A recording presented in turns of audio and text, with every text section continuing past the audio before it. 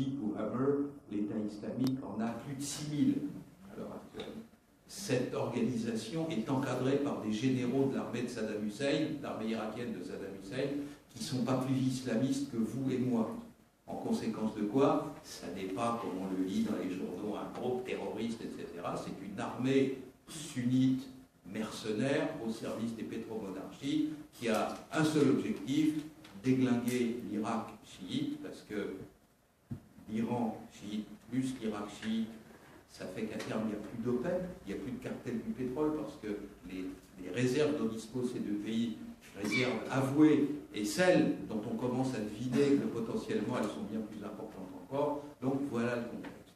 Ce n'est pas un terrorisme du style corpusculaire, ça n'a rien à voir avec ce qu'était à l'échelle européenne l'IRA ou le Caire ou des groupes comme ça. C'est une armée sunnite qui combat pour le compte d'États sunnites de la région et qui considère que ce que commencent à faire les chiites, la puissance qu'ils commencent à avoir dans la région, est pour eux un problème. Ça veut dire quoi? Quand vous avez affaire à un terrorisme d'État, ça veut dire que le chien que vous avez dressé pour vous défendre, le pitbull, vous ne le laissez pas mordre à sa propre volonté. Il est en laisse et il est lâché dans une direction et sur une cible précise. Ça veut dire qu'à l'heure actuelle, ceux qui partent de chez nous et qui s'intègrent à ces groupes-là, que ce soit en Europe, parce qu'il y en a naturellement des centaines qui partent d'Angleterre, de France, ou de tous les pays d'Europe, de Belgique, etc., ceux qui arrivent là-bas et qui s'intègrent à ces brigades qui combattent sur le terrain et qui font les horreurs qu'on sait, ceux-là, pour l'essentiel, ne reviendront jamais chez nous. Il y a des précédents. Il y a des 10 000, 11 000, 12 000 garçons qui ont été combattre en Afghanistan, ou hommes. Il y en a des centaines qui ont été combattre en Bosnie. Ils sont restés sur place, ils ont épousé les filles du pays.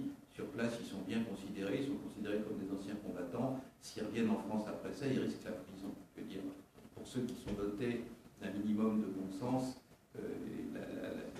l'idée est simple, c'est que beaucoup, la grande majorité resteront là. Et quand je parle de l'attitude des médias, c'est qu'on a l'impression qu'une marée humaine de retour d'Irak ou de Syrie va se précipiter en France, tous avec l'idée d'égorger tout ce qui va leur tomber sous la main. C'est naturellement aussi faux possible. Considérez un entonnoir. Dans un entonnoir, en haut de l'entonnoir, là où c'est le plus large, vous avez tous ceux qui, à un moment donné, partent. Là-dessus, le piège Internet, par quoi on essaye d'exercer sur des individus un peu fragiles une emprise de type sectaire, et notamment pour les filles, de dire l'humanitaire, etc. À l'heure actuelle, je vais vous donner les chiffres, ceux qui sont en possession du ministre de l'Intérieur et du président de la République. Alors, préalablement, oui, mais toi, d'où tu parles? Il se trouve que la coordination antiterroriste du ministère de l'Intérieur, UNCLAT, le secrétaire général de la Défense nationale, c'est-à-dire les gens qui sont en charge de ce dossier-là au SGDN, et ceux qui s'occupent de ça dans les services extérieurs, les trois personnes qui s'occupent de ça sont tous les trois d'anciens étudiants à moi. Je vois fréquemment, ils sont devenus des amis, donc je n'ai pas besoin, je n'évolue pas dans le monde du renseignement, je n'ai pas besoin d'avoir des noms, des adresses ou des numéros de téléphone portable, mais les chiffres, les données, la perspective globale, je l'ai. Et donc, parti au jour d'aujourd'hui, combattre, parti pour la zone en question qui s'étend entre le nord de la Turquie, la Syrie et l'Irak. À peu près 1100 personnes, garçons ou filles, hommes ou femmes. Là-dessus, ceux qui combattent les armes à la main, ceux que vous voyez sur les vidéos, etc., les Français, 160. Là-dessus, sur le stock total de ceux qui sont partis combattre, depuis 1 an et demi, déjà 50 morts. L'armée chiite irakienne et l'armée de Bachar al-Assad n'a pas une idée très concrète de ce que ça peut bien être un prisonnier, et pour dire les choses clairement, ils en font très peu.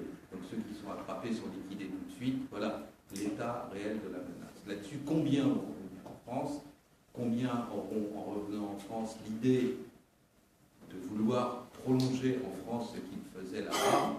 Encore un problème sur lequel il faut dire des choses précises.